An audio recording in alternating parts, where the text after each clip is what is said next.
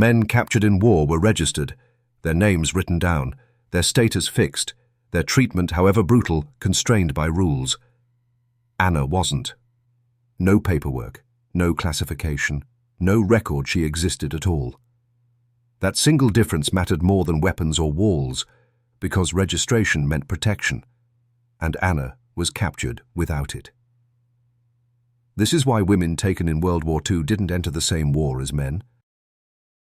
April 1944, Northern Italy. The courtyard is already organized when Anna Keller is brought in. Rows of captured men stand under guard, boots angled forward, shoulders squared by habit more than obedience. Sergeant Weiss controls the space from the center, clipboard pressed against his chest.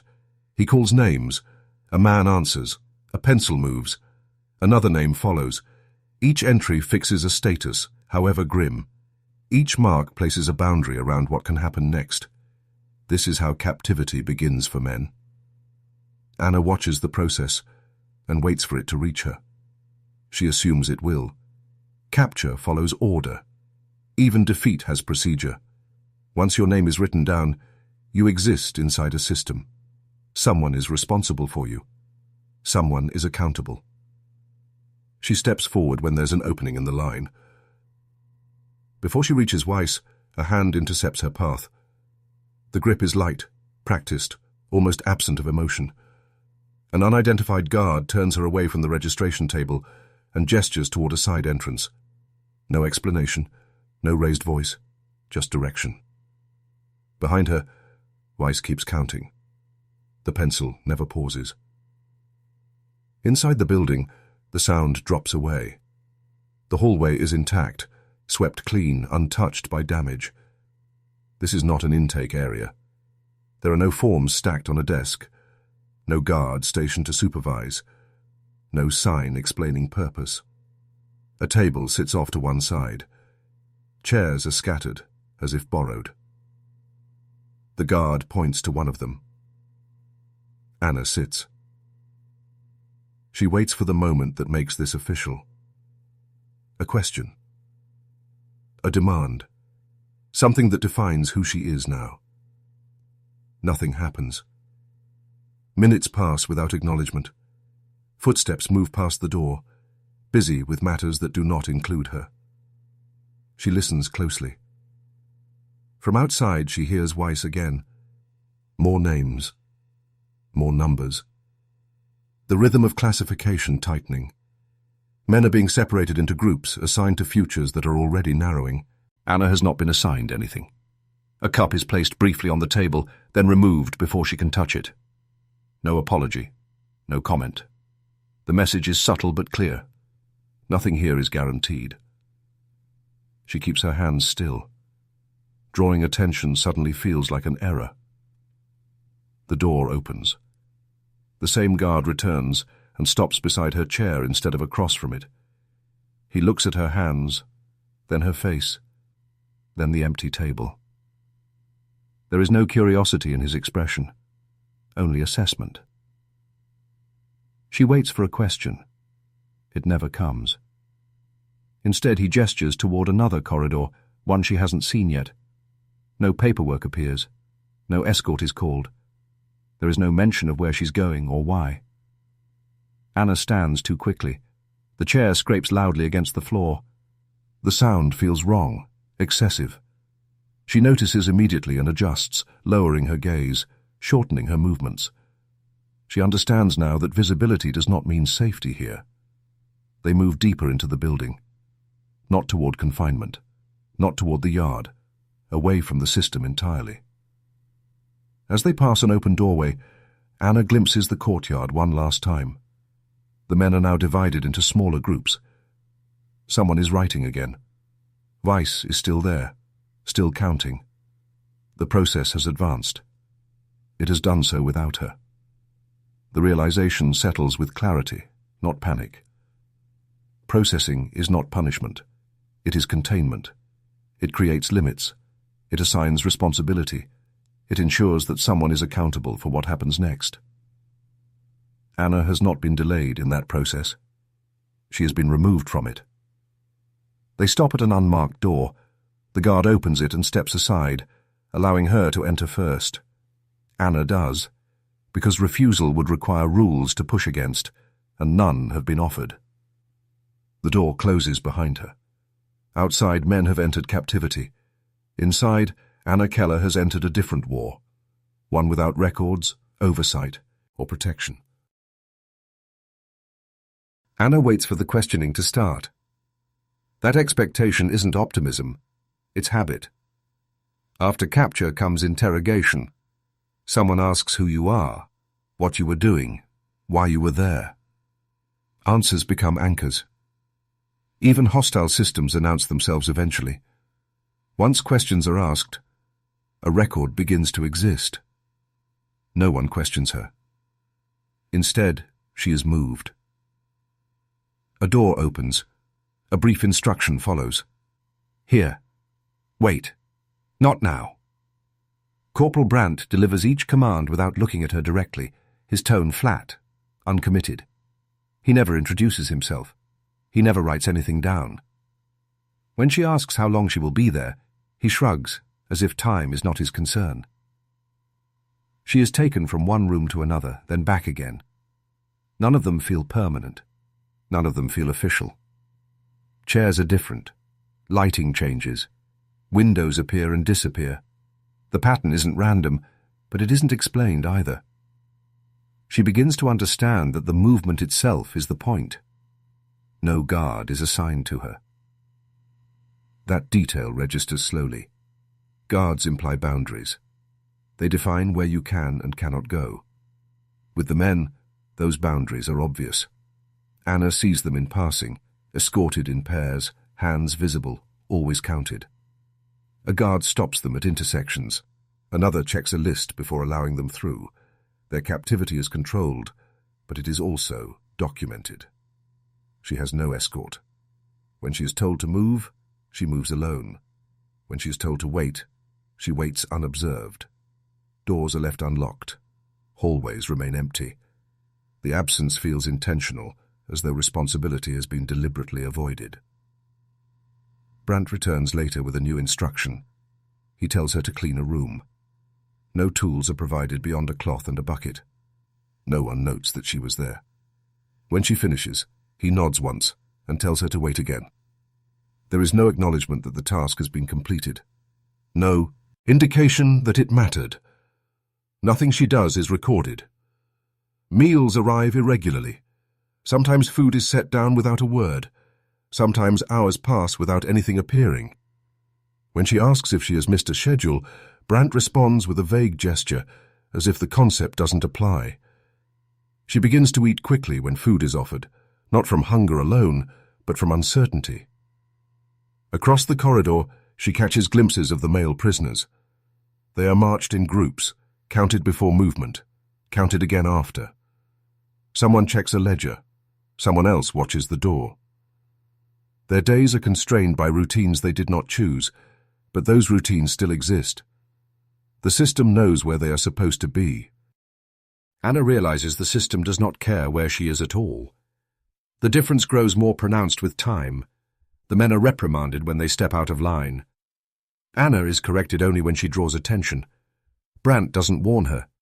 He redirects her, subtly, away from places she should not linger. The correction is never framed as discipline. It feels more like inconvenience. That unsettles her more than shouting would. She notices that Brandt never gives the same instruction twice. Nothing is repeated. Nothing is clarified. Each directive exists only in the moment it is spoken.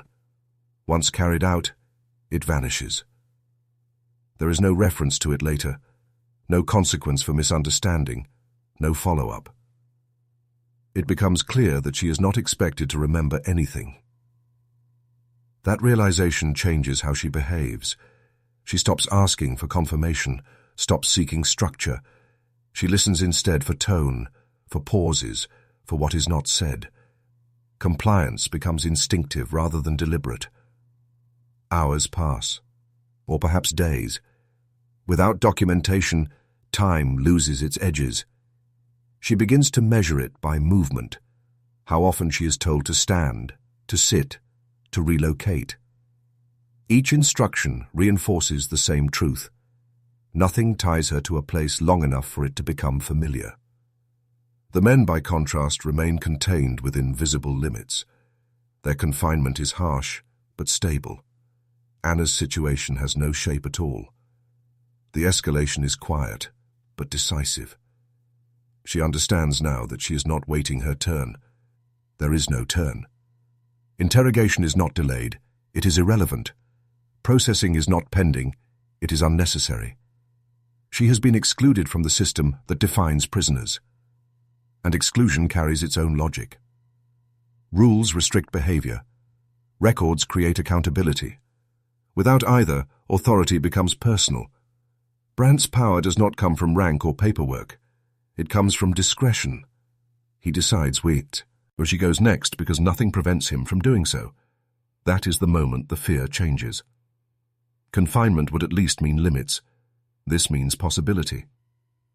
Anna realizes that the safest course is not resistance, but predictability. She keeps her movements small, her responses brief. She avoids asking questions that would require decisions to be made about her.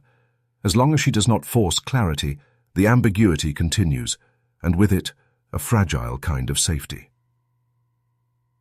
By the time she accepts that no system is coming, the adjustment feels natural. That is what disturbs her most. Men are confined by rules they can see, even if they hate them. Anna is controlled by their absence. And the longer that absence lasts, the clearer it becomes that it was never temporary. Anna is taken to Muller's office in the late afternoon, when the building has settled into its quieter rhythm.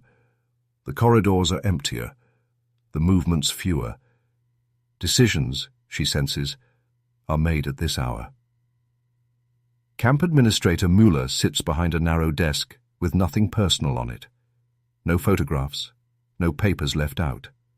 The walls are bare. Everything about the room suggests temporary use, though the man himself appears permanent. He does not rise when she enters. He gestures to the chair opposite him without looking up. He begins by telling her what she is not. She is not a prisoner of war. She does not qualify for that designation. The term is reserved for captured soldiers, uniformed and documented.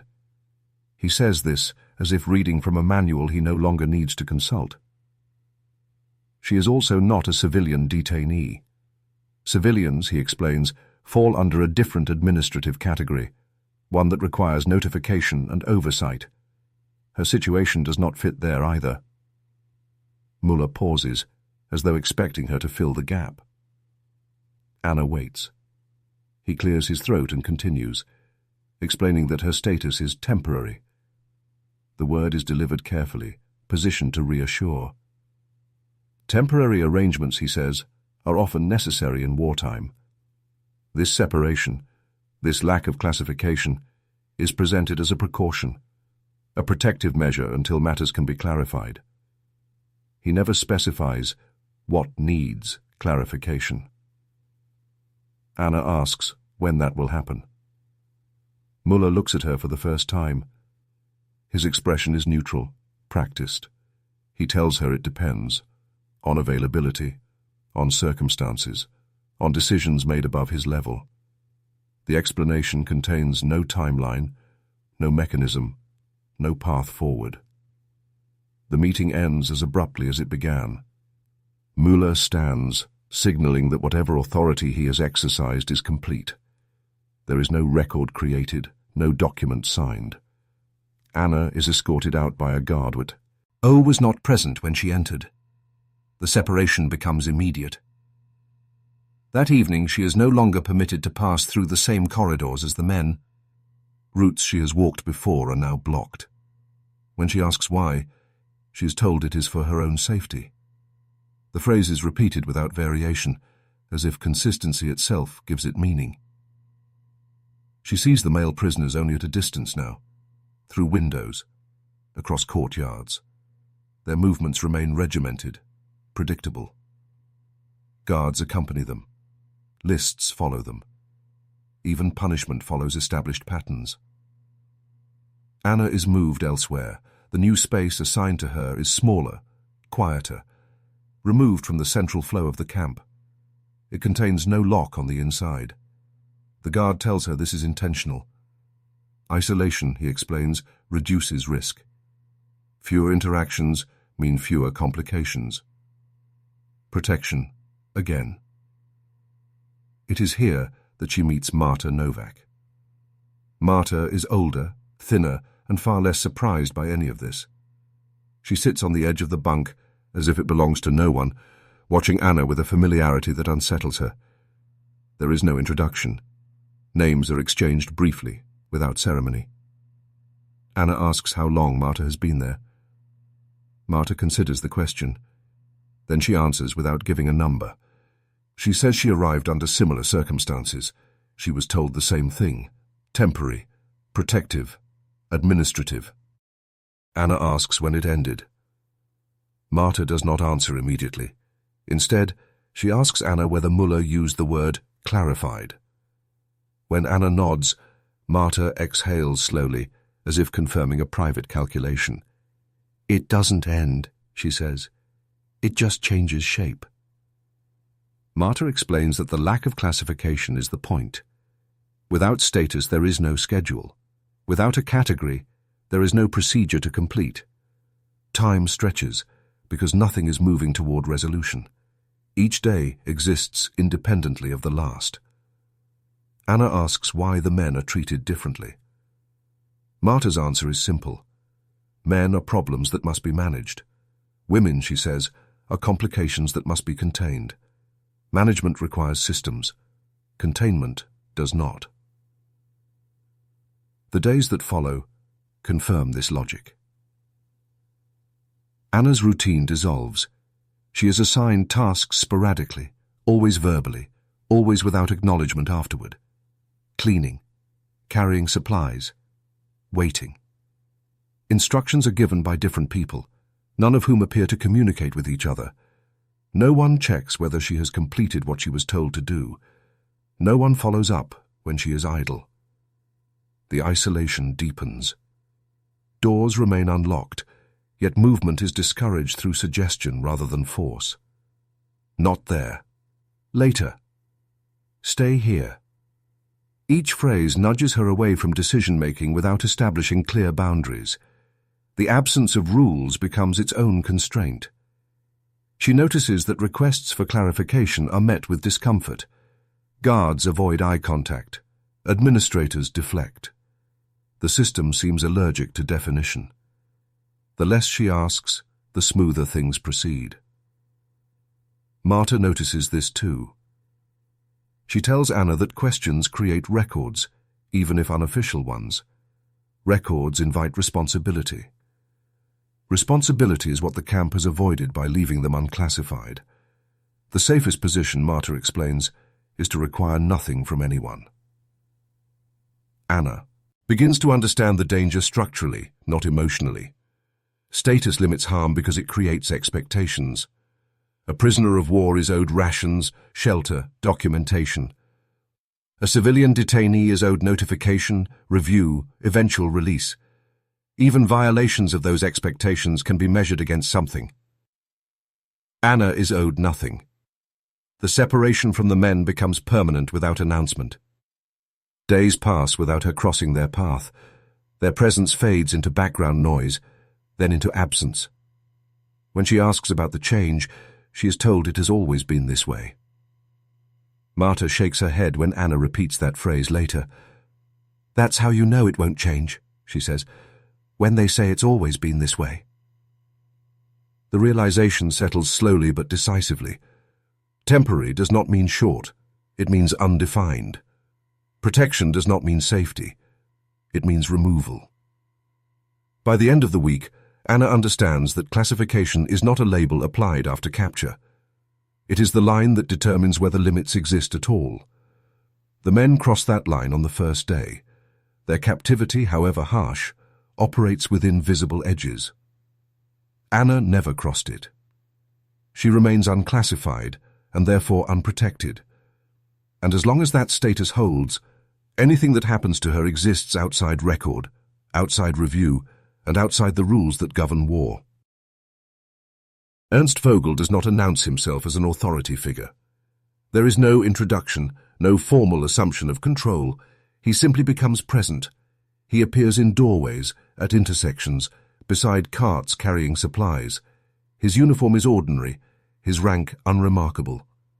What distinguishes him is not insignia, but consistency. He is always where permission is required. At first, Anna notices him in small ways. He decides when food arrives, not how much is rationed, that decision is made elsewhere, but when it is delivered and to whom. Meals appear at irregular hours, sometimes late, sometimes early, sometimes not at all. When Anna asks whether she should expect food later, Vogel answers without committing. A nod, a shrug, a vague instruction to wait. Waiting becomes the default. Movement follows the same pattern. Anna is told where she may go, but never where she may not. Corridors remain open. Doors stay unlocked. The absence of physical barriers gives the illusion of freedom, but it is Vogel's presence that constrains her. When she walks too far, he redirects her with a gesture. When she hesitates, he watches until she moves back on her own. No record is kept of these interactions. No one observes them. Marta notices the shift before Anna fully understands it. She tells Anna that Vogel is not enforcing rules. He is replacing them. Where systems once dictated behavior, discretion now fills the gap. Vogel does not need to punish or threaten. His power comes from deciding what happens next, or whether anything happens at all. Information becomes scarce. Questions about schedules, procedures, or future decisions are met with deflection. Vogel answers some inquiries casually, others not at all. He provides fragments of information inconsistently, sometimes contradicting what others have said earlier. Anna begins to realize that certainty is no longer available. Knowledge at sea. Ulf has become conditional. She starts measuring her days by access rather than time. Access to food, access to movement, access to rest. Each one is granted or withheld without explanation. When Anna completes a task, there is no acknowledgement. When she fails to meet an unspoken expectation, the consequence is subtle. A delayed meal, a redirected path, a prolonged wait. Nothing is explicit. That is what makes it effective. Marta explains that this kind of control thrives in isolation. Without witnesses, behavior cannot be challenged. Without oversight, discretion becomes authority. Vogel does not need orders. He needs only the absence of limits. Anna notices that Vogel rarely raises his voice. He does not issue commands in front of others. Instructions are given quietly, often when no one else is present. This keeps interactions deniable. It also keeps Anna uncertain about what she is allowed to resist. When Anna asks Marta why Vogel is able to operate this way, Marta answers simply, because no one is checking. The men remain subject to oversight. Anna sees this when she glimpses the male prisoners being moved across the yard. They walk in groups, counted before departure and after arrival. Guards accompany them. Someone carries a list. Deviations are corrected publicly. Punishments, when they occur, are witnessed. Their captivity is rigid, but visible. Anna's is flexible, and therefore more dangerous. Vogel's authority becomes most apparent when Anna falls ill.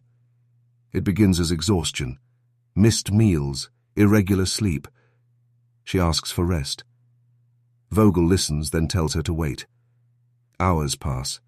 When she asks again, he suggests completing a task first. Afterward, he nods and allows her to sit, but no further assistance follows. No one else intervenes.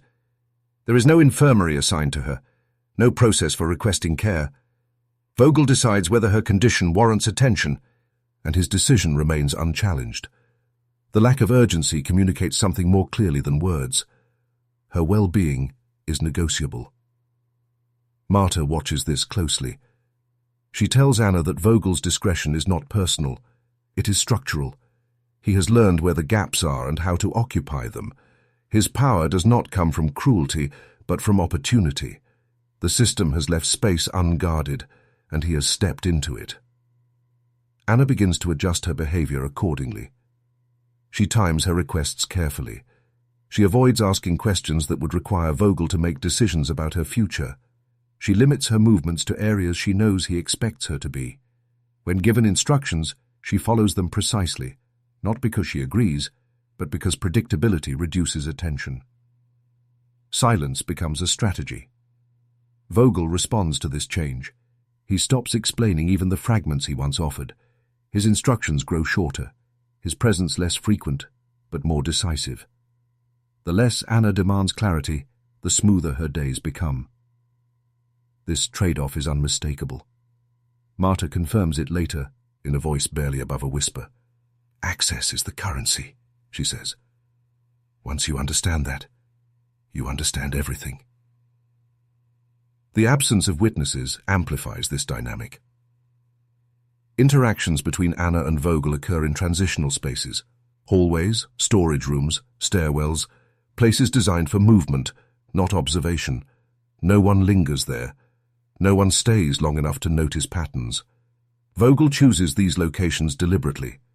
Without witnesses, there is no version of events to contradict his. Anna becomes aware that even resistance would be invisible. Complaints require recipients. Testimony requires recognition.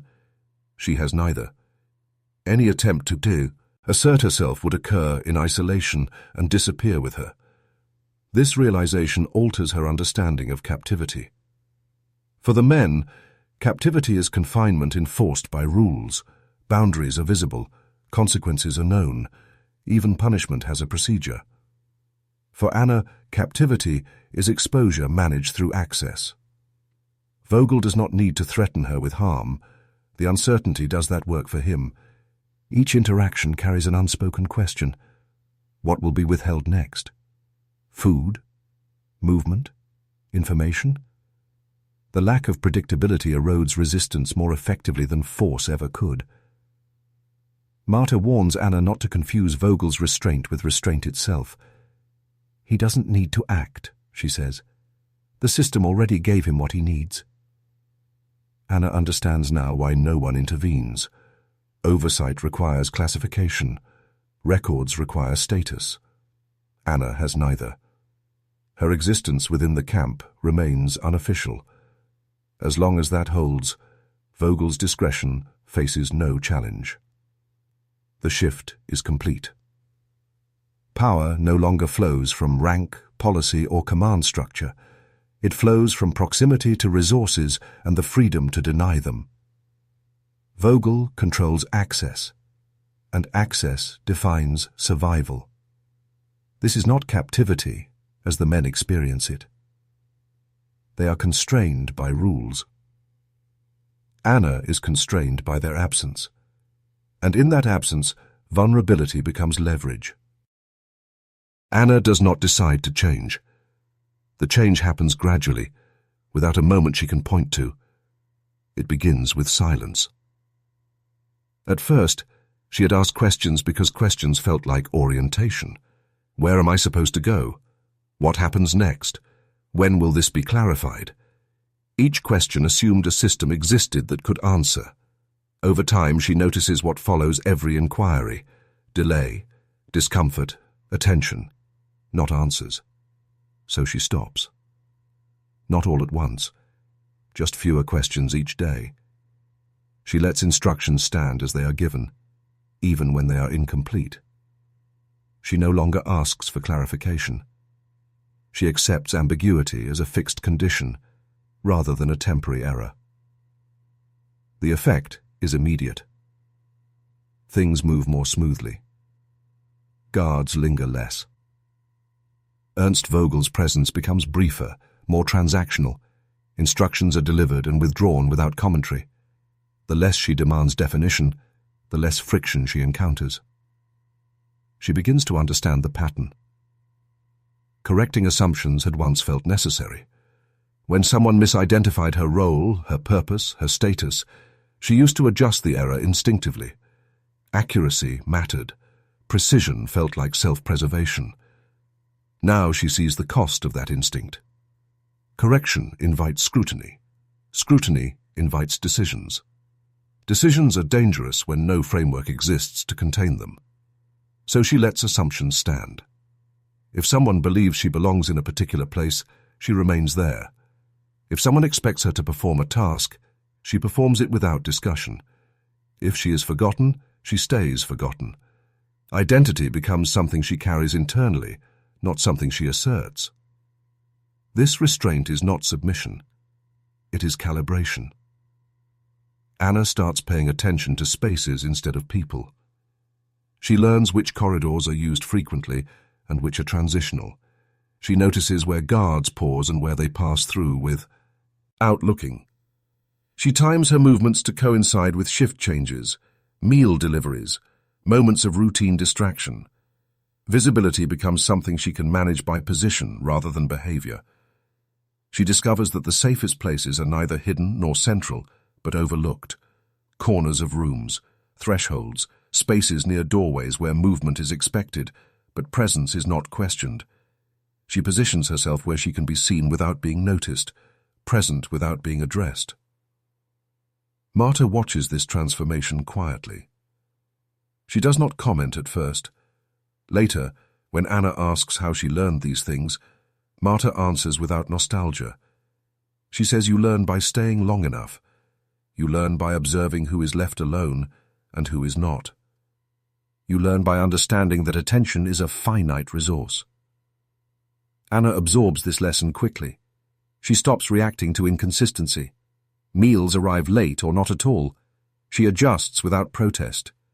Tasks change without explanation. She adapts without acknowledgement. When she is moved unexpectedly, she goes. When she is left idle, she waits. Her days become quieter. Not easier, quieter. The internal noise that once accompanied every instruction fades. She no longer anticipates fairness. She no longer expects balance.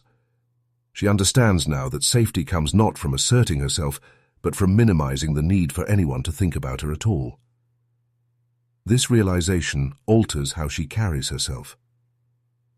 Her movements grow economical. She does nothing that requires correction. She avoids gestures that might be interpreted as hesitation or defiance. When she speaks, she keeps her answers short and neutral. When she is addressed, she responds promptly, then withdraws.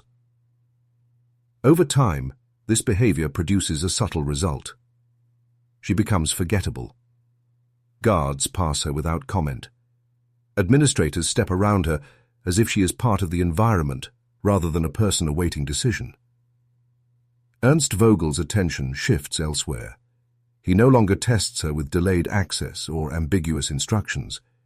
She has removed herself from the category of problem. This is not relief. It is containment of a different kind. Anna notices that the men remain visible even in confinement. Their routines are structured, but their presence is acknowledged. They are counted, addressed, disciplined. Their captivity is active. Hers becomes passive. She exists in the spaces between decisions, not processed, not punished, not resolved. Marta explains it simply one evening, speaking without emphasis. They endure captivity, she says.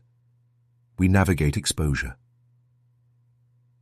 The distinction feels precise. Endurance implies resistance over time. It suggests an adversary that applies pressure steadily. Navigation implies constant adjustment. It requires attention to currents, to obstacles that appear and disappear without warning. Anna understands now why this war feels different. It does not ask her to be strong. It asks her to be absent. As days pass, she begins to recognize the cost of this strategy. Disappear. Ing means surrendering parts of herself that once demanded recognition. Opinions go unspoken. Boundaries become flexible. Memory itself feels less urgent when there is no one to witness it. She notices how easily days blur together when nothing marks them. This erosion is subtle, but cumulative. She is still herself, but in a quieter register. Her thoughts turn inward. Her focus narrows to immediate conditions: where to stand, when to move, how to avoid drawing notice. Long-term thinking feels irrelevant in a place without timelines. And yet, this inward shift keeps her alive. She watches others who resist the ambiguity, those who insist on explanation, on clarity, on correction. They draw attention. Attention triggers intervention. Intervention reshapes their days in ways they cannot predict. Anna avoids that path. By the time she fully understands what she has become, the change no longer feels temporary. Survival is no longer about enduring hardship, it is about reducing presence. Men survive by holding their ground within captivity. Anna survives by learning how to vanish without leaving. The release comes without ceremony. No announcement, no explanation. Anna is told to gather what little she has and follow a guard she has not seen before. The instruction is delivered casually, as if it were a correction rather than a conclusion. There is no sense of transition. One moment she is contained by ambiguity, the next she is being ushered toward an exit. She waits for paperwork. None appears. At the gate, a clerk sits behind a narrow desk with a stack of forms arranged neatly to one side. He does not look up when Anna approaches. He flips through pages that do not include her name. When he finally meets her eyes, it is only to confirm that she is leaving. He asks no questions. There is no interview, no accounting of where she has been or what she has done, no record created to explain why she was held or why she is now being released. The clerk marks something on a page that does not correspond to her, then gestures toward the open gate. It takes Anna a moment to understand that this is it. Release, she realizes, is not an event here. It is an absence. The system does not conclude her case because it never acknowledged it in the first place. There is nothing to close. She steps through the gate carrying no documents to prove she was there. Outside, the world resumes without adjustment. People move freely. Conversations overlap. Ordinary sounds, footsteps, voices, traffic, feel louder than they should. Anna stands still for a moment, disoriented not by fear, but by the sudden lack of structure. No one is watching her now. No one is deciding where she should go next. That freedom feels unfamiliar. She expects follow-up. Someone to stop her. Someone to ask questions she has been rehearsing internally for months. The questions never come. She walks away unchallenged, leaving no trail behind her. In the days that follow, the absence becomes more pronounced. Files process the men who were captured alongside her. Their names appear on lists. Their movements are documented. They are questioned, interviewed, categorized. Their captivity, however brutal, has produced evidence. Files exist. Testimony is expected. Anna is never contacted. When she attempts to report what happened, she encounters uncertainty rather than resistance. Offices direct her elsewhere. Departments defer responsibility. Each conversation ends the same way, with polite confusion and no clear next step. She begins to understand why. There is no category for her experience. She was not a prisoner of war. She was not a civilian detainee. She does not fit the forms designed to record harm. The clerks she speaks to search for boxes to check and find none that apply. Without classification, her account has nowhere to go. The silence that follows is not immediate. It builds gradually. At first, people listen. Friends ask careful questions, then change the subject. Family members urge her to rest, to move on, to be grateful that she is home. The emphasis is always forward-facing. What happened is treated as something finished, something better left unexamined. Anna notices how quickly discomfort shapes the conversation. Details are discouraged. Pauses stretch. Expressions tighten. When she mentions the lack of records, the lack of oversight, The response is vague reassurance. It will be addressed. It was chaotic. War was like that. No one asks for specifics. Over time, the message becomes clearer without being stated outright. There is no appetite for what she carries. Her experience complicates narratives that require resolution. It introduces questions that no one wants to answer. The silence shifts from suggestion to expectation. Anna stops volunteering information. She learns which topics invite unease and which restore comfort. She senses when to redirect, when to condense, when to remain quiet. The skill she learned inside, how to disappear without leaving, proves transferable. She uses it again. The clerk's indifference at the gate begins to make sense in retrospect. Documentation creates responsibility. Responsibility invites scrutiny. By releasing her without record, the system avoided both. This does not feel like neglect. It feels consistent. Anna understands now that release did not restore her status. It simply removed her from view. Without a file, without testimony, without acknowledgement, her captivity exists only as memory memo.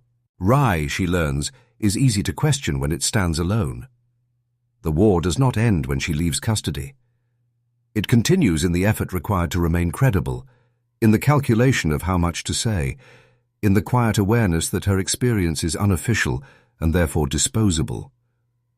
She watches as others rebuild their lives around clear markers, dates, documents, recognitions. She has none of these.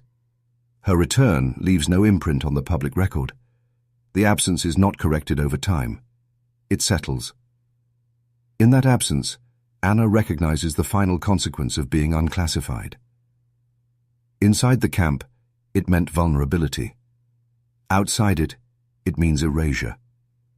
The system did not forget her. It never acknowledged her at all.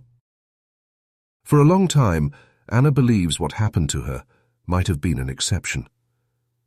That belief is not comforting. It is isolating. If her experience was unusual, then there is no language for it, no reference point, no reason anyone else would understand. The absence of records reinforces that idea. Nothing written down suggests rarity by default. That assumption begins to weaken only later, quietly. It starts with fragments, a passing remark overheard in a waiting room, a name mentioned in a newspaper article without detail, a letter forwarded to her by someone who thinks it might be relevant. Each piece is incomplete, but the outlines feel familiar. One name appears more than once.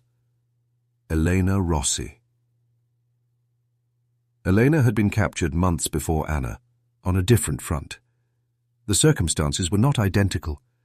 Different uniforms, different geography, but the sequence is unmistakable. She was separated early, labeled temporary, moved without documentation, released without record. When Anna reads what little exists about Elena's case, the language is vague, evasive, administrative. There are no dates attached to her detention, no explanation for its length, no testimony preserved. Elena disappears from the archive the same way she entered it. Another name surfaces later, Zofia Lewandowska. Zofia's story comes through an informal channel, passed along second-hand by someone who knew her after the war. She had been held briefly, then longer than expected. She was never listed among prisoners. When she returned, there was confusion about where she had been. Officials searched for files that did not exist. Her account was treated as anecdotal, then quietly set aside. Anna does not need to know the details to recognize the structure. Different fronts, different authorities, same outcome. In each case, classification is missing. The absence is consistent. These women are not recorded as PPE prisoners because the category does not exist for them. Without a category, there is no obligation to document. Without documentation, there is no trail to follow. The silence that follows is not accidental. Anna begins to understand that what links these stories is not shared suffering, but shared invisibility. Each woman passed through a system that chose not to define them. Their captivity occurred in the gaps between established rules, where discretion replaced procedure and memory replaced record. This pattern explains something that once felt personal. The difficulty she faced after release, the deflection, the discomfort, the quiet discouragement, was not a response to her alone. It was the predictable outcome of an experience that could not be easily named. Institutions respond to categories. Without one, there is nowhere to place responsibility. Anna notices how the men's stories, however painful, move differently. They are organized by dates, camps, transfers. Their suffering is documented because it occurred within recognized frameworks. Even violations are measured against something concrete. Their narratives can be processed because the system anticipated them. The women's stories resist that process. They exist in parallel, never intersecting with official timelines. They surface briefly, then fade, leaving behind only fragments that require effort to assemble. No single authority claims them. No archive prioritizes them. The realization is unsettling in its simplicity. Anna's experience was not rare. It was simply unrecorded. This understanding reframes her past. What she once interpreted as neglect reveals itself as design. The system did not fail to notice these women. It functioned exactly as built, prioritizing what it could classify and ignoring what it could not. The result was a quiet consistency across borders and commands. The war did not need to coordinate this outcome. It emerged naturally from the absence of rules. Anna stops looking for acknowledgement in official places. She understands now why none arrived. The silence was not a temporary oversight. It was the logical end of a process that never began. The pattern becomes clearer the more she looks. Whenever women were removed from classification, the same consequences followed. Undefined detention, discretionary control, release without restoration. Silence afterward. The specifics varied. You see, but the structure held. Anna recognizes her own story in each fragment she encounters, not because the details match, but because the logic does. This is what it means to face a different war. Not one fought with weapons, but one shaped by omission. Not one marked by battles, but by what was allowed to pass without notice. By seeing the pattern, Anna finally understands why her experience felt so difficult to explain. It was never meant to be explained. It was meant to disappear. Anna is asked, eventually, whether she wants to make a statement. The question does not arrive with urgency. It is framed as an option, mentioned in passing, delivered as though it concerns paperwork rather than memory. There is no deadline attached, no sense that the opportunity might close. The implication is subtle but clear. This is not important enough to require pursuit. She asks where the statement would go. The answer is vague. A department, an office, a file that handles irregular cases. The language circles itself without settling on a destination. There is no mention of who would read it, or what would happen afterward. No promise of review. No assurance that it would matter. Anna understands what is being offered. Not a hearing, a form. She imagines the process, sitting across from someone unfamiliar, explaining events that were never recorded, describing decisions made in hallways, instructions delivered without witnesses, absences that shaped entire days.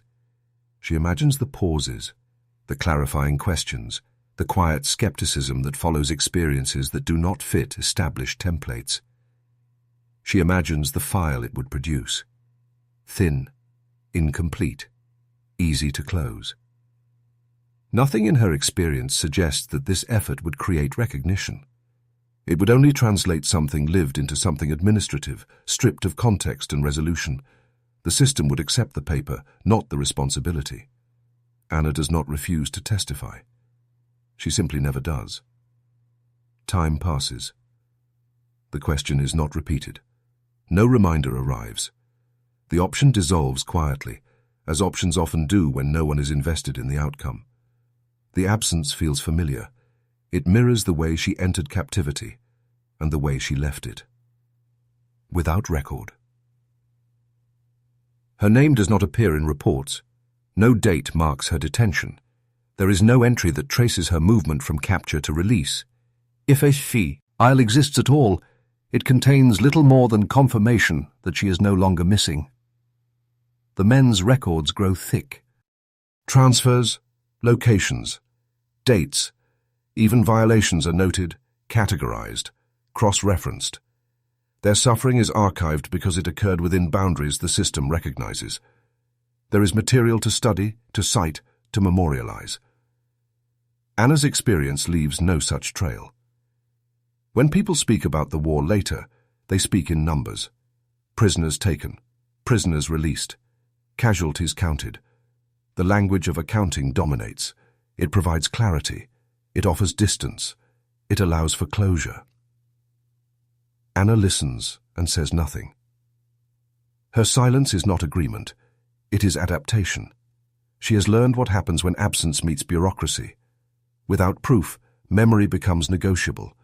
Without documentation, experience becomes anecdotal. She understands now that insisting on recognition would require energy she no longer has. What happened to her remains intact only in fragments. A corridor, a door closing. A meal that did not arrive. A decision made without explanation. These moments resist ordering. They do not align into a reportable sequence. They exist as impressions rather than evidence.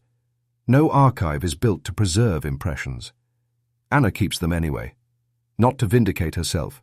Not to prepare an argument, simply because forgetting would feel like a final concession.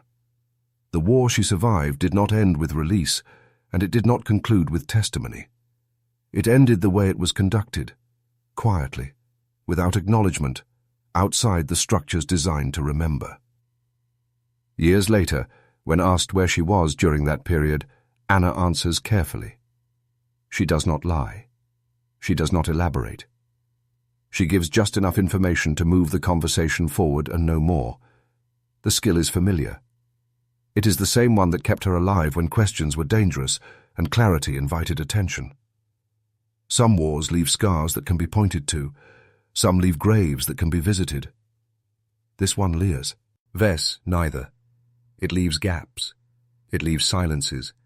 It leaves files that never existed. And in those empty spaces, the truth remains, unmarked, unresolved, and intact. If stories like this matter to you, stories that history recorded quietly, or not at all, then stay with this channel. Subscribe for more narratives that go where the records thin out and the uncomfortable truths begin. And if this story stayed with you, share your thoughts below. Not for debate, but so these stories don't disappear again.